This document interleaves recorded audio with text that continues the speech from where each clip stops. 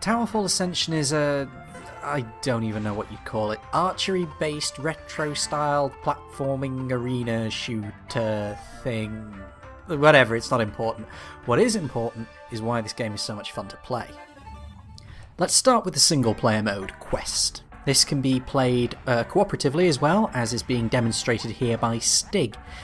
Now, Quest mode is, to my mind, good enough. Essentially, it's pretty standard fare. You play the level, you unlock a harder level. To add spice, each level often has a theme, and there's unique power-ups, there's sometimes unique environmental factors, and enemy variety also increases as you advance through the game. While you're playing through Quest, you can also unlock new archers and modifiers to the Versus game, and new hidden levels as well. I'd say the co-op mode is a lot more fun, as well as actually shaking the game up a little. Friendly fire is in play, but you can also share arrows between archers.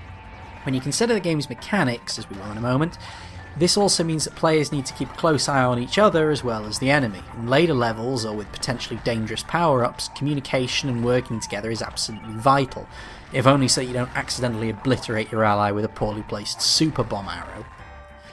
So all in all, the Quest mode is perfectly cromulent. There's nothing particularly wrong with it, it's put together nicely, keeps a bit of variety going. I quite enjoy it. But the real meat of this game is in the multiplayer. But before we go on to that, let's just talk a little bit more about the mechanics. Now, mechanically, Towerfall is a very tightly designed game. It's obviously drawn a lot from late 80s, early 90s 2D platformers such as the original Mario Brothers, that is the arcade game, not the NES title, and Bubble Bobble as well.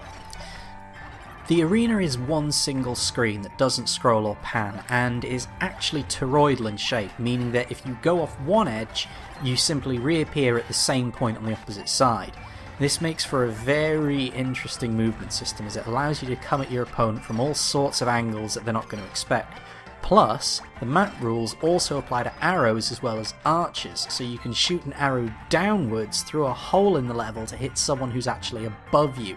Oh, and you can dash, which is a helpful little double jump to evade, but getting hit by an arrow as you dash means that you can collect the arrow and use it yourself. And that tactic becomes very important at higher level play. And the number of options available to you with just basic movement and level design mean that you need to keep a close eye on the whole level, the objects within it, and of course your opponents or enemies, or if you're playing on versus mode with enemies, both. At the same time, the game moves at a very brisk but not hopelessly frantic pace.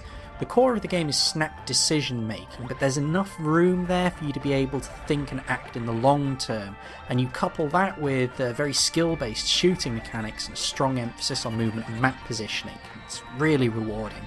So let's talk about the shooting mechanics for a moment. You've got 8 directions of fire, coupled with a very mild auto-aim / homing system, and you can turn that on or off as so desired, but be warned, the game is designed to use it. It's difficult to describe how it behaves, but if you watch how the arrows are moving in the video, you will notice they do tend to veer slightly towards their target, but in a way that sort of makes sense with momentum, kind of, if you don't think about it too hard. But anyway, this means that learning how the arrows behave is actually a really important part of the game, as you'll rarely be able to fire an arrow directly at the enemy unless they're playing very dangerously. It's fairly intuitive, and the fact that you only have limited options with regards to your arrow's initial launch angle really enhances the game. You see, it creates these sort of recognisable hot zones where it's more dangerous to be when you're close to a player.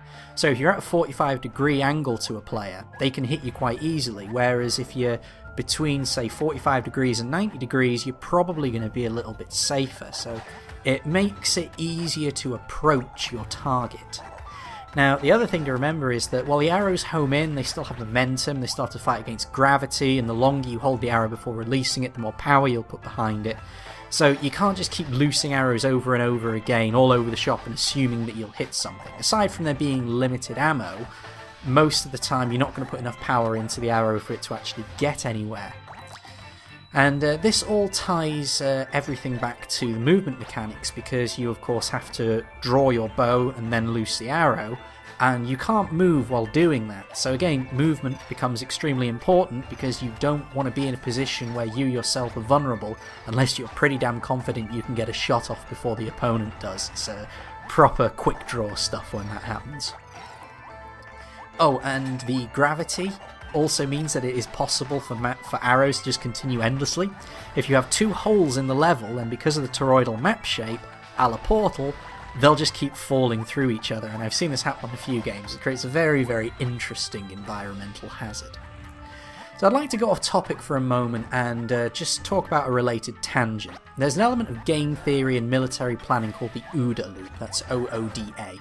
Observe, Orient, Decide, Act.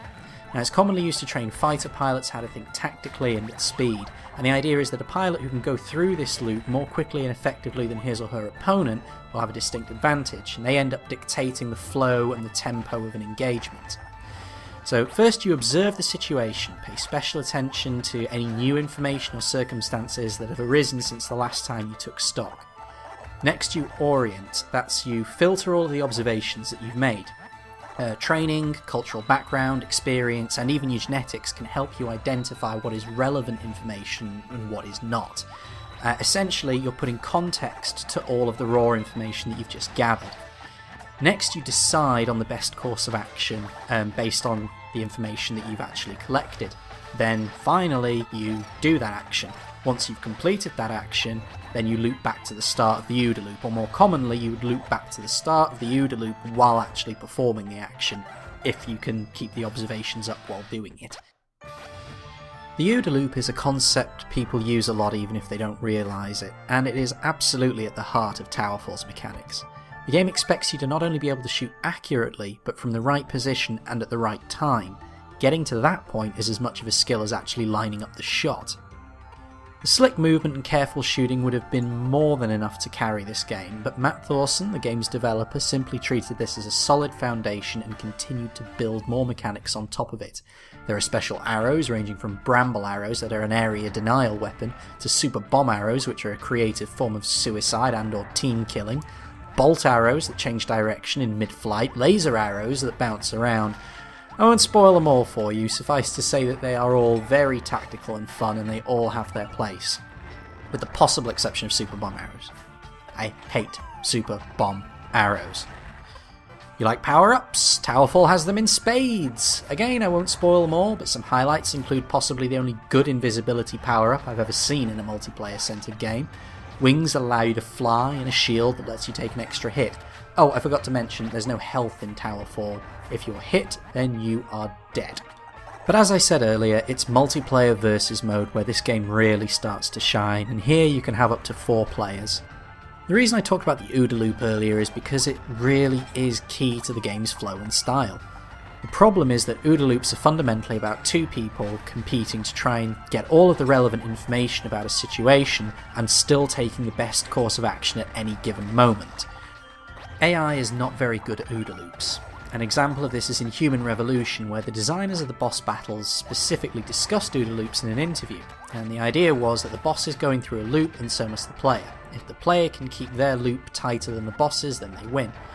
This is far from a new idea, as most bosses are usually built around some sort of pattern that you have to work out in order to actually be able to defeat the boss. And therein is the problem, it's not a real OODA loop, as the AI isn't actually really responding to the situation as it evolves, meaning it doesn't observe, orient or decide, at least not in ways that feel meaningful. Getting inside a human's OODA loop is really interesting. They start doing all sorts of weird shit to try and throw you off. If you're inside someone's head, it's quite interesting to see the responses that they come up with and the tactics that they try, especially if they're getting desperate.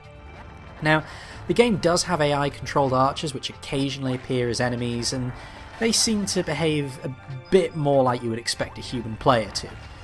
But at the end of the day, nothing really beats competing against a human player brain to brain and reflex to reflex in a system where you both have the same potential and access to the same information. A lot of people really enjoy asymmetrical multiplayer, and I really enjoy watching asymmetrical multiplayer, but on the rare occasions when I do play multiplayer, I find a symmetrical experience is a lot more satisfying.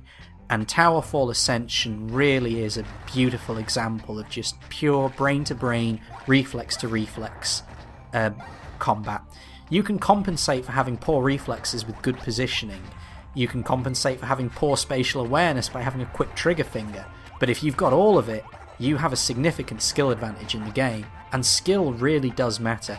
People who play Towerfall a lot have a significant advantage over those who don't. Now this may sound obvious, but it's surprising how often party-focused games get away with this pretty low skill cap.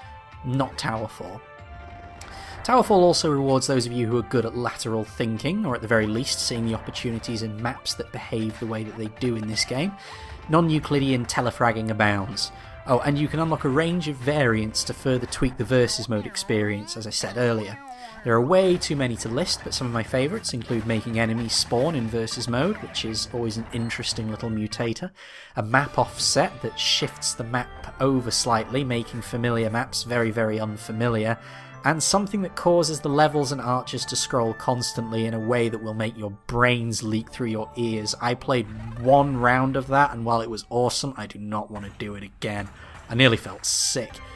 Anyway, as I previously said, multiplayer games just don't interest me for the most part. But Towerfall is certainly one of the exceptions, and I hope I've explained why.